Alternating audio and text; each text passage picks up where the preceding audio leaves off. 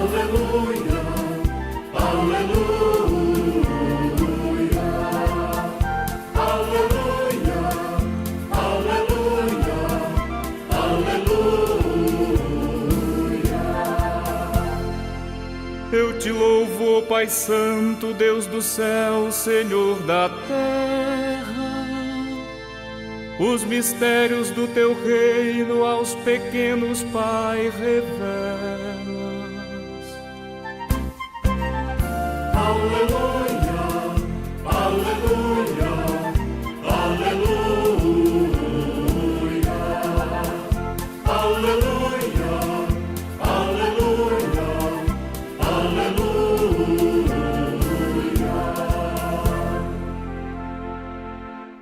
O Senhor esteja convosco, Ele está no meio de nós.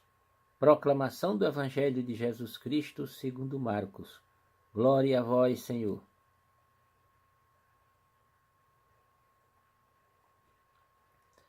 Depois de saciar os 5.000 homens, Jesus obrigou os discípulos a entrarem na barca e irem na frente para Betsaida, na outra margem, enquanto ele despedia a multidão.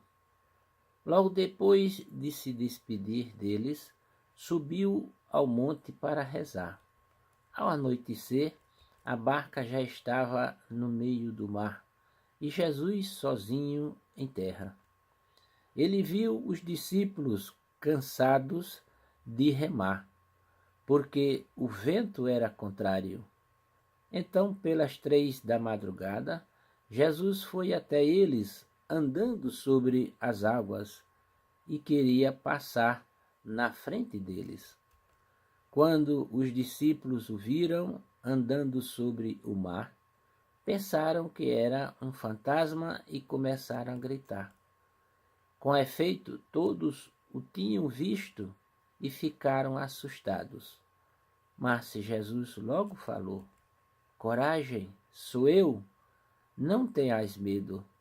Então subiu com eles na barca e o vento cessou. Mas os discípulos ficaram ainda mais espantados, porque não tinham compreendido nada a respeito dos pães. O coração deles estava endurecido. Palavra da salvação. Glória a vós, Senhor.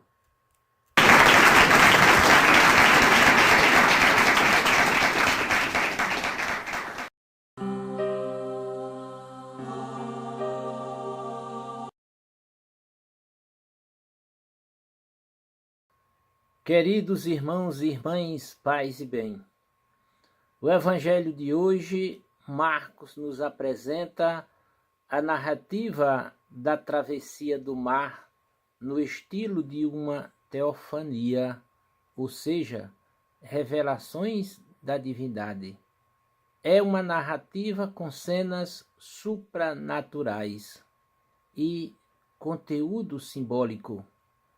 Após a partilha, Jesus manda os discípulos de barco para Betsaida, despede a multidão e sobe a montanha para orar.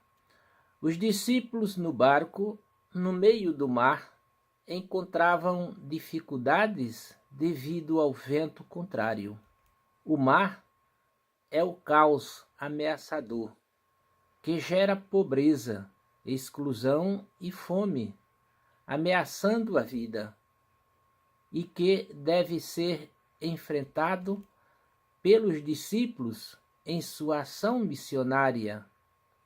Jesus, andando sobre o mar, afirma-se como aquele que, pela partilha dos pães, mostra o caminho da superação deste caos.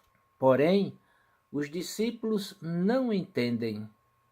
É uma característica de Marcos registrar a dificuldade dos discípulos em entenderem a missão de Jesus. Portanto, Marcos nos quer dirigir uma palavra de conforto e confiança em Deus. Aliás, Dentro de nós existe uma força fantástica, capaz de nos dirigir para uma saúde perfeita, um bom trabalho e relacionamentos compensadores. Ou seja, temos tudo o que precisamos para atingir a prosperidade e o amor. Pois Deus nos deu a inteligência e a vontade.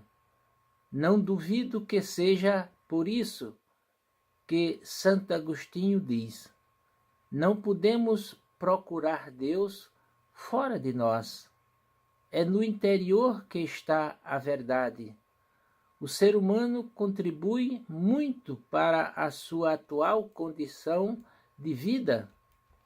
O importante é não ter medo de nada e de ninguém.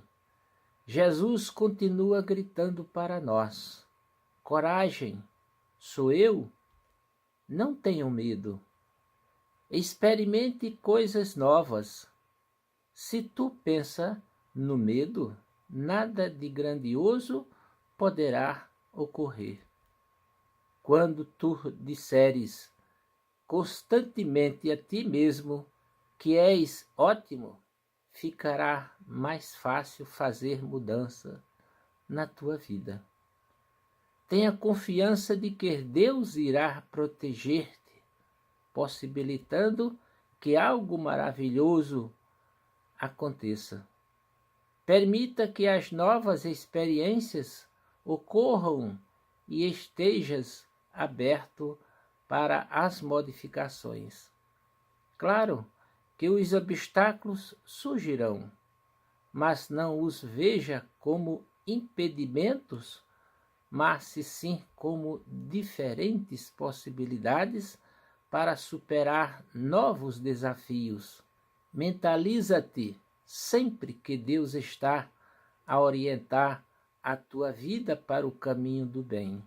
De modo geral, culpamos a sociedade pelas consequências, positivas ou negativas, que ocorrem na vida depois que amadurecemos. Mas é preciso reconhecer as influências benéficas de todos os acontecimentos, por piores que possam parecer, o instante em que ocorram. Como contrário, o novo não acontece apenas o medo. A frustração, o desamparo, a raiva ou o choro indicam que a pessoa ainda não cresceu. Tu achas que é possível realizar algo grandioso desta forma? Cuidar das tuas carências e problemas, a não ser Deus, exponha-te diante dele. Não temas os julgamentos que outros possam fazer de ti. Seu anjo da guarda o ajudará sempre. Louvado seja nosso Senhor Jesus Cristo, para sempre seja louvado. Amém.